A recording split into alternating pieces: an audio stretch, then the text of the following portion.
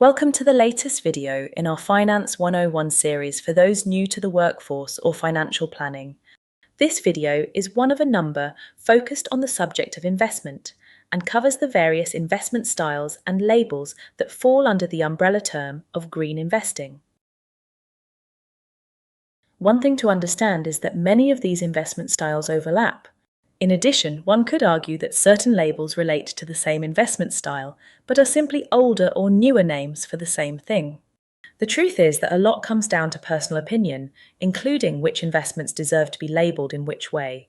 However, by the end of this video, you should have a good grounding in the basics, even if there is a lot more to learn in this complex area.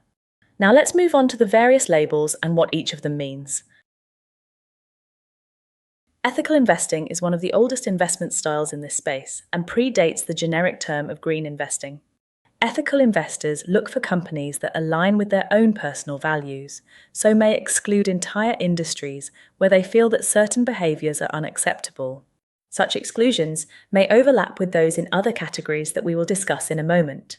For example, if they are concerned about climate change, they may exclude energy companies involved in fossil fuel extraction, a common exclusion across various forms of green investing. However, other exclusions may be more personal to them.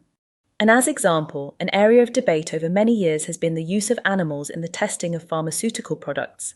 While some investors may see the benefits of new medicines justifying the testing of them on live animals, in some case because regulators require such tests before moving on to human trials, an ethical investor may object and exclude such companies from their portfolio. Moving on to the next category, sustainable investors seek out companies that are either addressing some of the issues that society and our planet face, or at the very least, running their business without making any of the problems worse. Typically, companies are assessed for strong ESG characteristics, the acronym standing for Environmental, Social and Governance. For a better understanding of ESG, you may wish to watch my video titled Introduction to ESG Investing. As well as certain companies being considered uninvestable, whole sectors may be excluded, such as tobacco or oil and gas. In that sense, there is significant overlap with ethical investing. However, where sustainable investment options differ is that they do not align with your individual values. Instead, they are managed to a set of external standards, a popular one being the United Nations Sustainable Development Goals. Moving on to impact investing, this can be seen as a darker green version of sustainable investing. Like sustainable investors, impact investors look for companies with strong ESG characteristics and will probably exclude certain sectors or industries in a similar way. However, the bar for inclusion in such portfolios is higher, as a company simply doing no harm is not enough. Rather, it must be focused on solving the issues that we and the planet face, and be able to demonstrate and measure the positive social or environmental impact that it achieves alongside financial returns. The last category on our list is socially responsible investing, or SRI.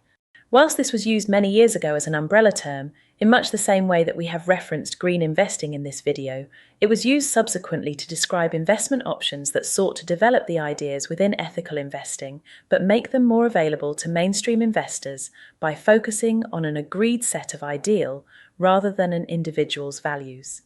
In that sense, it is very similar to sustainable or impact investing today, and these terms have largely replaced SRI.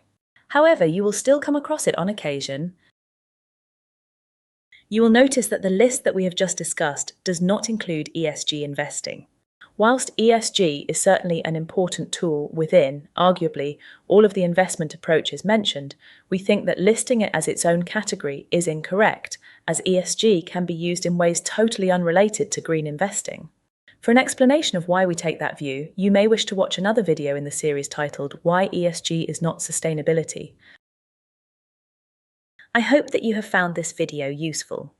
Should you wish to discuss any of its contents further, I can be contacted at the email address shown. Thanks for watching.